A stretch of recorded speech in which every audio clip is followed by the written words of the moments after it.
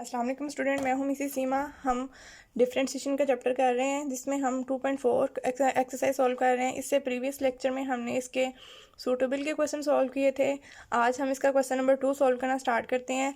इसको inverse function भी बोलते हैं और सेपरेबल भी बोलते हैं, यानी कि जिसमें एक्स और वाई को हम सेपरेट कर सकते हैं। इसमें भी वो हमें क्या कह रहा है कि डेरिवेटिव फाइंड करें 3x + 4y + 7। ये हमारे पास क्वेश्चन नंबर 2 का फर्स्ट पार्ट है। इसमें भी हमने क्या फाइंड करना है, dy/dx। अब इसमें देखें x y सेपरेट सेपरेट लिखे गए हैं। अब इसको हम अगर 3x और 7 को दूसरी साइड पे भी ले जाएं तो हम y को सेपरेट कर सकते हैं, इसलिए इसको सेपरेबल इक्वेशन भी बोल सकते हैं। ऐसी इक्वेशन जिसमें x और y को सेपरेट कर सकें। फाइंड हमने बेसिकली क्या करना है, dy/dx मीन्स y। इसको हम लेट कर लेते हैं, y इसके अंदर ही है इसलिए इसको लेट करने की ज़रूरत नहीं है। y और x दोनों टर्म्स इसके अंदर हैं, तो इसको हम डिफ्रेंशिएट करेंगे विद रिस्पेक्ट टू x, जो चीज़ डिनोमिनेटर में है।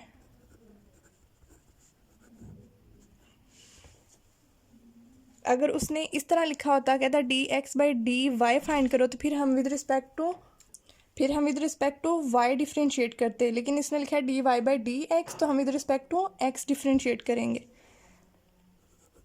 d/dx 3x + 4y + 7 = इस साइड पे तो है ही ज़ीरो। अगर वैसे भी कोई कांस्टेंट नंबर होता तो उसका डेरिवेटिव भी क्या होता, ज़ीरो। अब 3 जब वेरिएबल के साथ आ रहा है तो 3 एज इट इज़, x का डेरिवेटिव 1 + 4 y का derivative with respect to x dy/dx, और 7 कांस्टेंट है, कांस्टेंट का डेरिवेटिव 0 = 0। 3 + 4 dy/dx = 0। हमने फाइंड क्या करना है, dy/dx, तो उस वाली टर्म को सेपरेट कर लेते हैं, 3 को दूसरी साइड पे ले जाते हैं। 4 dy/dx = -3। अब dy/dx की वैल्यू हमने फाइंड करनी है, तो 4 यहाँ पे जो मल्टीप्लाई हो रहा है इसको भी दूसरी तरफ डिवाइड कर देते हैं। कुछ स्टूडेंट इस तरह डिवाइड करते हैं, 4 को यहाँ पे भी डिवाइड किया, यहाँ पे भी डिवाइड किया, या हम सिंपली वैसे भी कह सकते हैं कि 4 को उठा के इस साइड पे ले गए। वो जैसे भी जिसने जिस तरह सीखा हो उसको वैसे ईजी लगता है। तो dy/dx हमारे पास क्या आ गया है, -3/4। ये हमारे पास इसका आंसर। अब मज़ीद एक क्वेश्चन करते हैं। 4x² + 2hxy + by² + 2gx + 2fy + c = 0। मैं वो क्वेश्चन उठा रही हूँ जो थोड़े आपको लोगों के लिए सॉल्व करना डिफ़िकल्ट है। जो बहुत ईजीएस्ट क्वेश्चन है उनको मैंने छोड़ दिया है। अगर फिर भी किसी स्टूडेंट को कोई मसला है तो मुझे कमेंट करके बता सकता है कि मुझे इस क्वेश्चन का सलूशन चाहिए, तो वो भी मिल जाएगा इंशाल्लाह। हम इस क्वेश्चन को सॉल्व करना शुरू करते हैं। फाइंड dy/dx करना है, तो differentiate with respect to x। d/dx 4x² 2hxy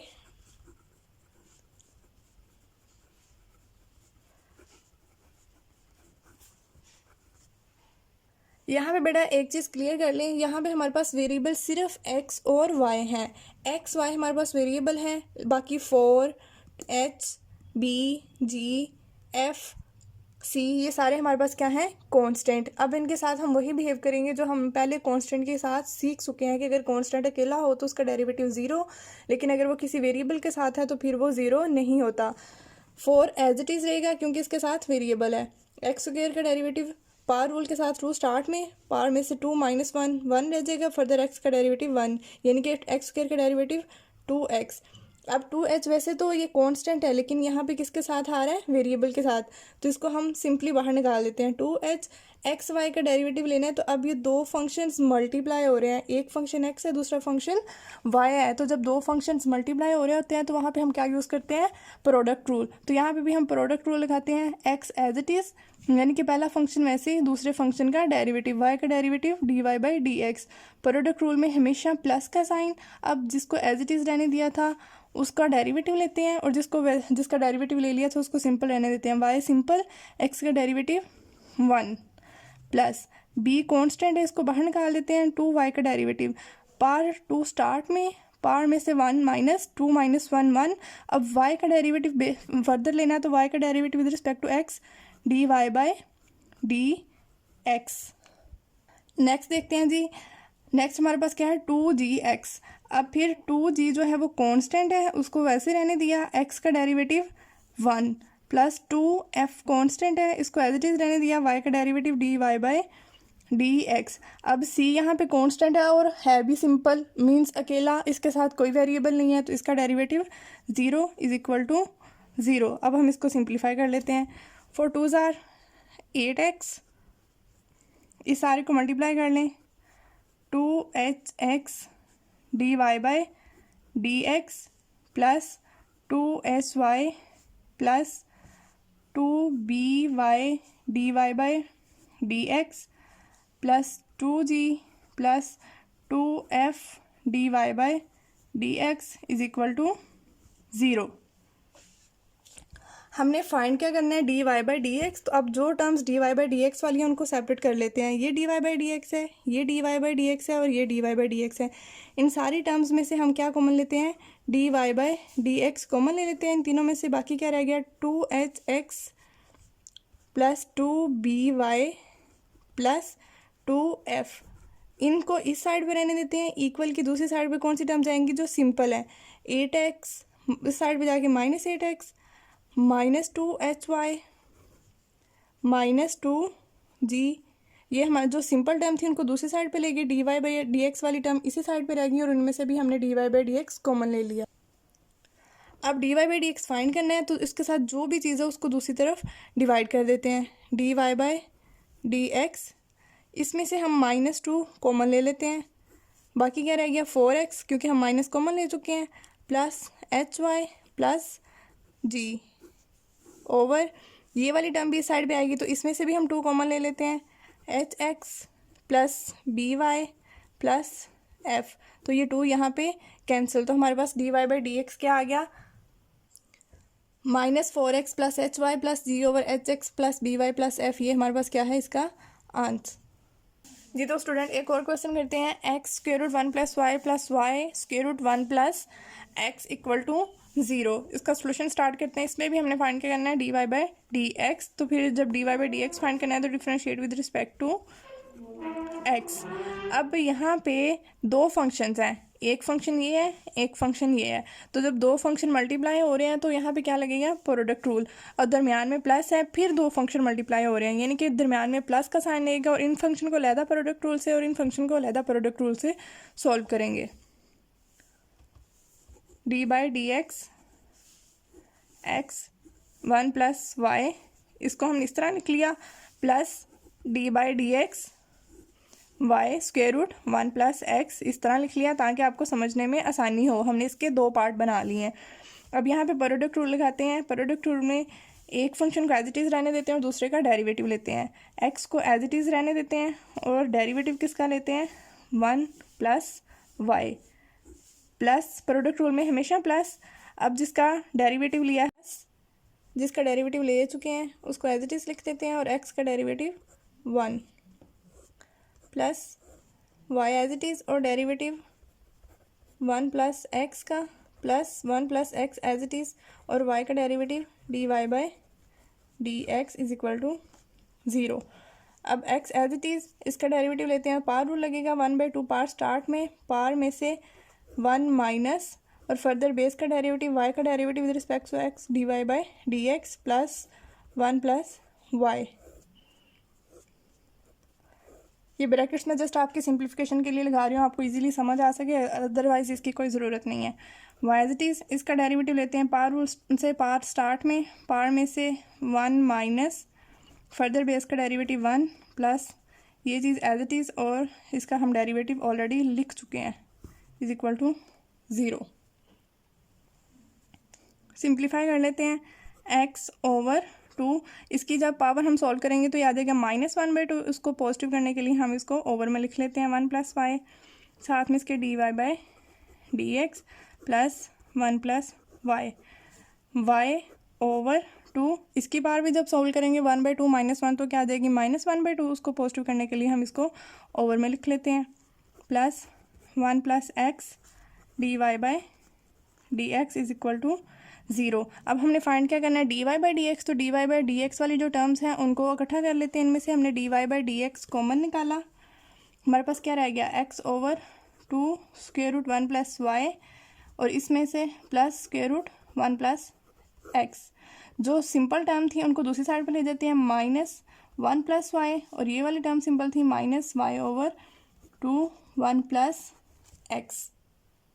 अब हम क्या करते हैं जी, इसका भी एलसीएम ले लेते हैं और इसका भी एलसीएम ले लेते हैं। dy/dx, इसका एलसीएम लिया 2 1 + y, ये चीज़ कैंसिल, ऊपर x, ये जब इसके साथ मल्टीप्लाई होगी तो 2 × 1 + x 1 + y is equal to, यहाँ से माइनस कॉमन निकाल लेते हैं और इनको पॉजिटिव की फॉर्म में इनका एलसीएम ले लेते हैं। जब हमने माइनस कॉमन निकाला तो ये इस तरह होगी हमारे पास 1 + x, तो यहाँ पे मल्टीप्लाई होगा 2 √1 + x डॉट √1 + y प्लस ये कैंसिल, तो y इज इक्वल टू 0, यहाँ पे इक्वल टू 0। अब जी हमने dy/dx फाइंड करना है, तो इस वाली सारी टर्म को उठा के दूसरी साइड पे ले जाते हैं। यहाँ पे हम इक्वल टू 0 नहीं लिखेंगे, बिकॉज गलती से लिखा गया है। जब क्वेश्चन में एक दफ़ा इक्वल आ रहा होता है तो दूसरी दफ़ा नहीं लिखते, कि क्वेश्चन में हमेशा एक ही दफ़ा इक्वल होता है। यहाँ पे इक्वल टू 0 था, जब हम इन टर्म्स को उठा के इस साइड पे ले आए तो इसलिए वो 0 ख़त्म हो गया, वो बाय मिस्टेकन बताया गया। अब यहाँ पे इसको दूसरी तरफ ले जाते हैं, dy/dx इज इक्वल टू -2, इसको हम a की फॉर्म में लिख लेते हैं, 1 + x 1 + y, एक स्क्वायर रूट के अंदर लिख लिया, +y/2 1 + x, इसको दूसरी तरफ लेके जाते हैं, 2 1 + y, जो चीज़ उस तरफ डिवाइड हो रही थी इधर आके मल्टीप्लाई हो गई, और जो मल्टीप्लाई हो रही थी वो इधर आके डिवाइड हो गई, 1 + x 1 + y। अब इनमें से देखते हैं कुछ कट जाता है तो उसको काट के ये 2 यहाँ पे कैंसिल, इसको सिंपल फॉर्म में लिख लेते हैं, माइनस, इसको बाहर आगे minus as it is √1 + y into y + 2, इसको हमने रीअरेंज फॉर्म में लिख लिया, 1 + x 1 + y over 1 + x x + 2 1 + x 1 + y। ये हमारे पास इसका आंसर। अगर आपको कहीं से भी कोई प्रॉब्लम है तो आप मुझसे कमेंट करके पूछ सकते हैं जी। तो बच्चों एक और क्वेश्चन करते हैं, y × x² - 1 is equal to x² + 4। अब यहाँ पे क्या करना है, जैसे हमने प्रीवियस क्वेश्चंस में किया है कि हम वो मर्ज होती थी क्वेश्चन x और y में, उसको हम सॉल्व करते जाते थे, क्वेश्चन के दरमियान में से dy/dx वाली टर्म सेपरेट करके dy/dx फाइंड कर लेते थे। लेकिन यहाँ पे y ऑलरेडी हम सेपरेट कर सकते हैं, तो हम इसको सिंपल फॉर्म में लिख लेते हैं, y is equal to x² + 4 divided by x² - 1, यानी कि हमने y को पहले सेपरेट कर लिया, इसका डेरिवेटिव dy/dx से चलता रहेगा, तो हमें क्वेश्चन के दरमियान में से इसको नहीं उठाना पड़ेगा। अब यहाँ पे x एक जो बाहर पड़ा हुआ है इसको भी हम इसके अंदर लिख लेते हैं, जिस तरह हम पहले क्वेश्चन में समझ चुके हैं, x² किसके बराबर होता है, इस तरह। तो इसकी x की जगह हम ये चीज़ लिख लेते हैं, √x² + 4 ओवर x² - 1। इसको सिंपल फॉर्म में लिखा तो ये मल्टीप्लाई हो गया, हो जाएगा x4 + 4x² over x² - 1 equal to y। ये y की सिंपल फॉर्म आ गई। अब इसको हम सिंपली सॉल्व कर लेते हैं, लेकिन इस चीज़ का ख्याल है कि स्क्वायर रूट सिर्फ ऊपर वाली टर्म पे है, नीचे x² - 1 के ऊपर स्क्वायर रूट नहीं है। अब इसका dy/dx फाइंड करने के लिए differentiate with respect to x, dy/dx quotient rule क्या कहता है, जब डेरिवेटिव आपने लेना है तो नीचे वाली टर्म का स्क्वायर, दो फंक्शन है ना f(x) ओवर g(x), दो फंक्शन डिवाइड हो रहे हैं, तो नीचे वाले क्वोशंट रूल लगेगा, तो नीचे वाली टर्म का स्क्वायर, ये टर्म एज इट इज़, और डेरिवेटिव किसका लेंगे, ऊपर वाली टर्म का, यानी कि dy/dx x4 + 4x² का पावर 1/2 माइनस क्वोशंट रूल का हमेशा माइनस। अब जिसका डेरिवेटिव ले चुके हैं उसको एज इट इज़ लिख देते हैं, x4 + 4x², और डेरिवेटिव किसका लेंगे, dy/dx x² - 1 का, x² - 1 एज इट इज़। यहाँ पे पार रूल लगेगा, पार स्टार्ट में,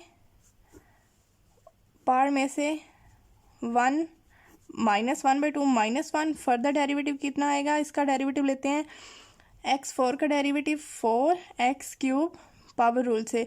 ये बात हमेशा याद रखनी है। अगर आप किसी भी क्वेश्चन में ये चीज़ भूल गए कि आपने जस्ट पावर रूल लगाया है, 1/2 पावर स्टार्ट में आई, पावर में से माइनस किया और आगे इसका डेरिवेटिव भी नहीं लिया, तो आपका वहीं से क्वेश्चन सारा रॉन्ग हो जाएगा। आपने हमेशा बेस का फर्दर डेरिवेटिव लेना होता है। अब x4 का डेरिवेटिव पावर रूल से 4x³ प्लस 4x² का डेरिवेटिव पावर स्टार्ट में 4 2s are 8x minus x4 plus 4x² as it is, x² -1 का डेरिवेटिव 2x और 1 का डेरिवेटिव 0, जो कि मैं नहीं मेंशन कर रही यहाँ पे।